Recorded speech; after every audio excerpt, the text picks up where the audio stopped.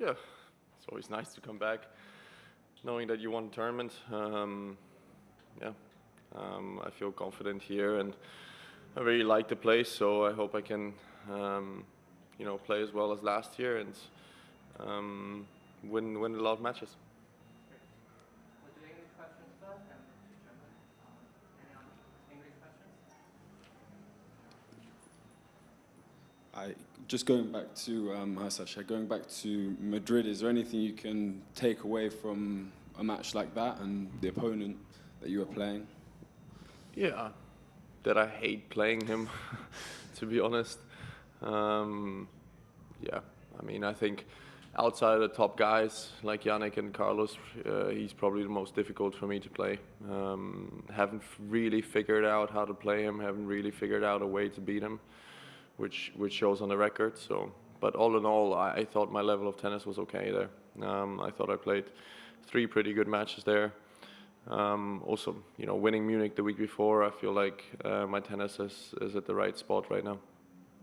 And just going back to having a kind of a bogey player like that, does that play on your mind before the matches? Is that something you're thinking about? I mean, I know who's comfortable and who's uncomfortable for me. There's top guys, top 10 in the world. I'm not going to mention names, but who are very comfortable for me, for example. And then there's guys who are not top 10 and maybe outside who are less comfortable. But that's how it goes. That's why tennis is such an interesting sport. It's all about matchups. It's all about how somebody fits your game style. And that's why the results are so unpredictable sometimes. But all in all, my main focus for the next 2 weeks.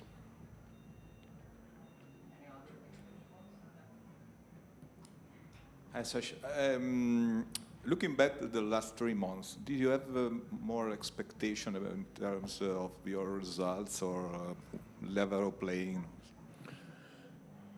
Yeah, I mean, before Munich, obviously, my level of play wasn't great, but there are reasons for it. I think not taking time off after Australia was a big reason for it. I felt like I burned out a little bit. Tennis is a tough sport. We play a lot, we travel a lot. First of all, we don't give our bodies rest, but we also don't give our heads rest. Like we don't get mental rest. So I needed that a little bit, but I'm on a good path. I won a tournament, 2 weeks ago. I cannot forget that, and I have to focus on the positives.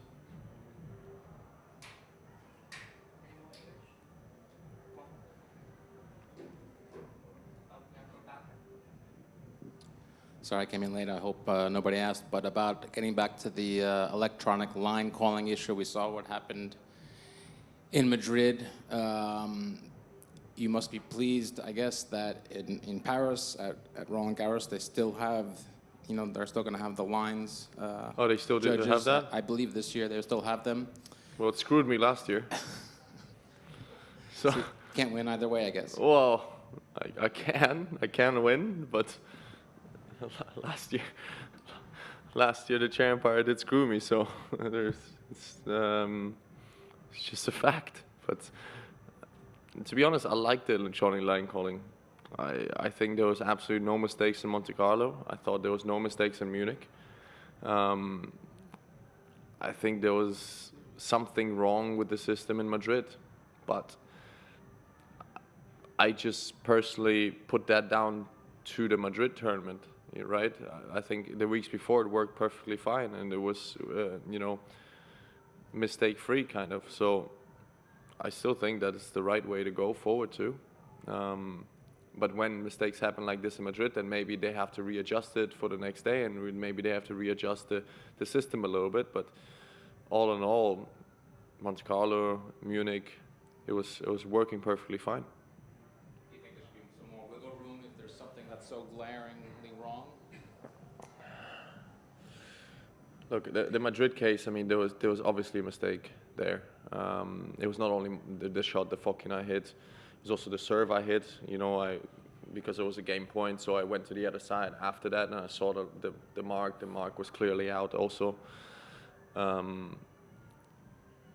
Look, I don't know. I don't have the solution, but Madrid definitely didn't work well. The system didn't work well. But then again, in Monaco and in Munich, the system worked better than humans would, right? Because there was no mistakes at all the entire week.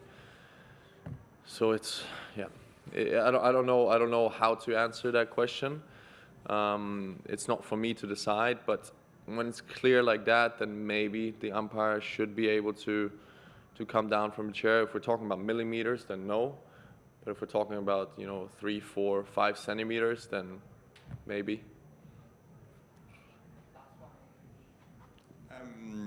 Media and people talk a lot about the number one in the world, and every player says it's a dream, but it could be an obsession as well, or for be you. world number one.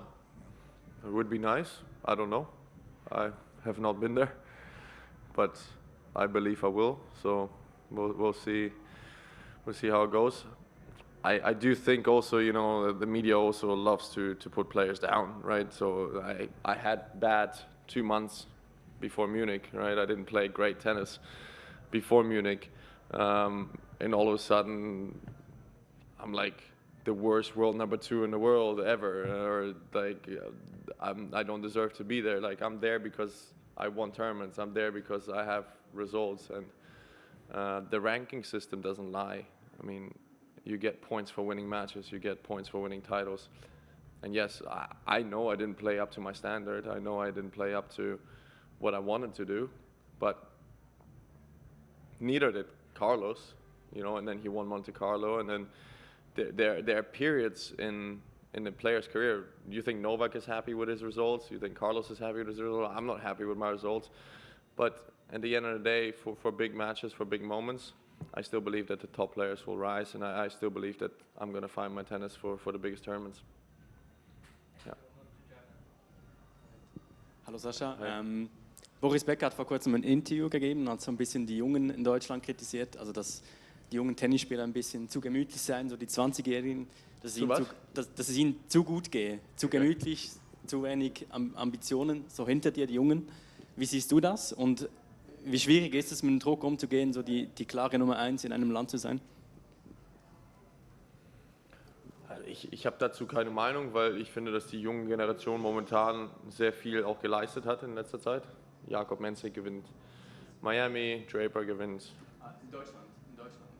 In Deutschland? Ja, genau. Gut, in Deutschland haben wir keine Jungen. Wen haben wir denn? Eben, dass es zu wenig gute junge Tennisspieler gibt, das war die Meinung. Ja, ich glaube, die deutsche Mentalität generell ist nicht für Sport gedacht momentan. Das ist leider so. Das System, das wir in Deutschland haben, ist sehr, sehr schwierig. Ich meine, wenn du bis 16 Uhr in der Schule bist, danach Leistungssport zu machen, ist unfassbar schwer. Die Eltern wollen natürlich die sichere Variante gehen, und das ist halt erstmal ein Schulabschluss und so weiter und so fort. Da musst du Risiken nehmen, und ich glaube, die deutsche Mentalität ist nicht für Risiken gedacht, sondern für die sichere Variante, so dass man halt ein gutes Leben führen kann. Weil mit Tennis weißt du nie. Mit Tennis kannst du ein Multimillionär werden, oder du kannst auch Trainerstunden für 30 € die Stunde geben, wenn das halt nicht klappt. Deswegen, das ist halt nicht, keine Garantie ist da. Ja. Danke.